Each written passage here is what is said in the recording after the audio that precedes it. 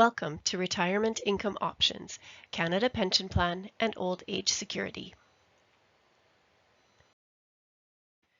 Canada's retirement income system is made up of three sources: workplace, federal, and personal. Each of these income sources may contribute to your total retirement income. Your federal sources of retirement income will mostly be comprised of the Canada Pension Plan, CPP, and Old Age Security, OAS. We will learn about CPP next. The CPP program began in January 1966 and was designed to provide you with a partial replacement of your earnings in retirement. The amount of your CPP payment will depend on how much and for how long you and your employer contributed to CPP, as well as your age when you start drawing your CPP retirement pension.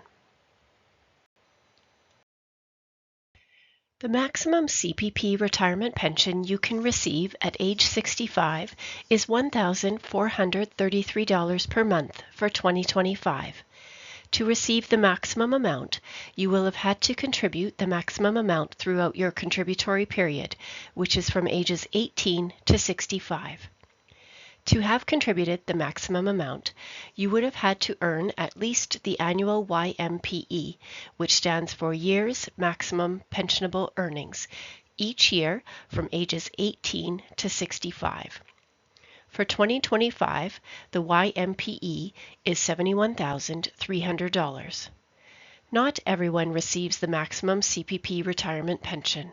In fact, the average CPP retirement pension is about $800 per month, and CPP is indexed annually based on the increase in the average industrial wage.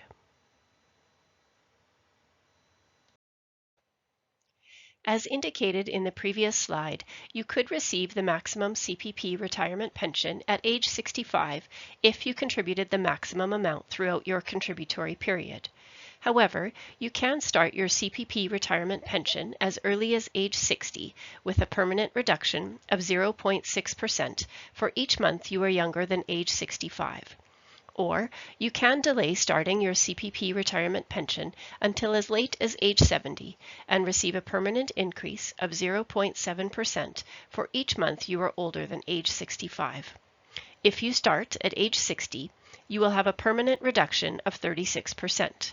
Or if taken at age 70, you would have a permanent increase of 42%. We have an article on our website entitled, "When is the Best Time to Start CPP Payments?" which was written by our retirement and pension advisors. When to start CPP will depend upon your individual situation. The article is an in-depth discussion on the various complexities to this question. Please visit the news section available on our website. Something to keep in mind is that income tax is not automatically withheld from your CPP retirement pension. Be aware of this so you don't wind up with an unexpected tax bill when you file your tax return. To help avoid this situation, you can request to have income tax withheld in whichever amount you like.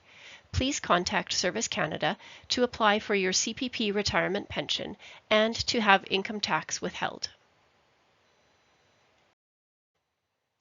There are certain CPP dropout provisions that are used when determining the amount of your CPP payments. These dropout provisions may potentially increase your CPP payments compared to what they might have been. CPP offers some protection against these situations by automatically dropping out 17% of your lowest earning years from your contributory period, up to a maximum of 8 years. Over the course of your contributory period, you may have had years where you had zero or low earnings. There could be many reasons for this, such as going to school, being unemployed, or leaving the workforce to care for a family member. If there was any period in which you were receiving a CPP disability pension, it is also dropped out. There is also a dropout provision if you left the workforce or had low earnings because you were the primary caregiver for children under the age of 7. To apply for this dropout provision, you will need to contact Service Canada and provide them with proof of your children's dates of birth.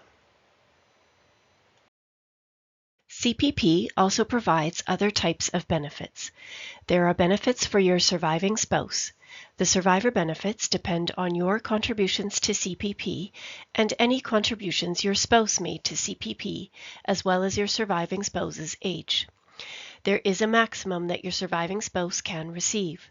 For 2025, the maximum benefit based on your contributions is $770.88 if your surviving spouse is under age 65, and $859.80 if your spouse is over age 65.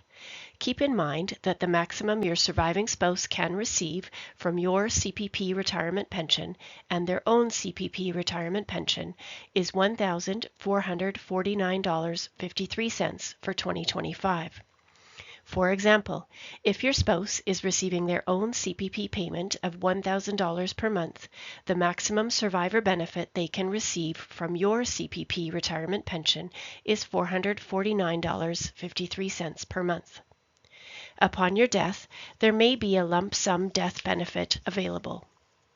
CPP also provides a disability benefit and a benefit to dependent children of a deceased or disabled contributor.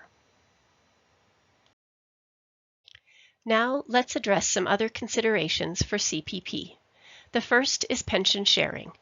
If you have a spouse and both of you are over age 60 and receiving your CPP retirement pensions, you and your spouse can split your pensions. This could possibly result in some income tax savings for you and your spouse combined if one of you is in a lower tax bracket than the other. It is possible to draw your CPP payments and still work at the same time. If you are between 60 and 65, you must continue contributing to CPP if you are still working. However, if you are between 65 and 70 and still working, it's up to you to decide if you want to contribute to CPP or not. Any contributions to CPP while you are working and drawing your retirement pension will go towards your post-retirement benefit, which increases your CPP payments. Now that we have talked a little bit about CPP, let's take a closer look at Old Age Security, better known as OAS. The OAS pension is a monthly benefit for Canadians over age 65.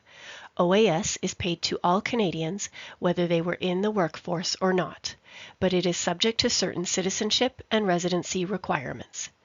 To receive the current full OAS pension of $727.67, you must have been a Canadian citizen or resident for at least 40 years after age 18.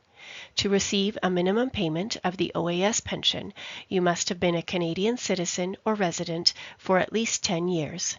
The pension is indexed quarterly based on inflation. Like CPP, income tax is not automatically withheld, so you do need to plan for that or contact Service Canada to have income tax withheld. If your individual net income exceeds a certain amount, your OAS pension is subject to a 15% repayment or clawback. The OAS pension starts to be clawed back at a net income level of $93,454 and is totally repaid if net income exceeds $151,668. Net income is the amount you report on line 236 of your income tax return. If you do not want to start your OAS pension at age 65, you can delay starting for up to 5 years. If you delay starting your OAS, you will receive a permanent increase of 0.6% for each month you are older than age 65, up to a maximum increase of 36% if you wait until age 70. You cannot start your OAS pension before age 65. OAS starts automatically at age 65. You should receive a letter from Service Canada about a month after you turn 64, letting you know your OAS pension will start at age 65 unless you want to delay it. If you don't get a letter from Service Canada, you should contact them.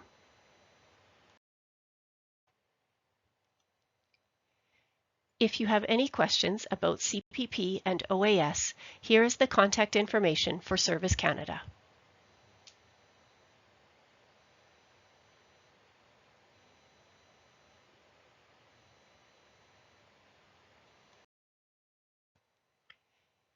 Thank you for watching our video.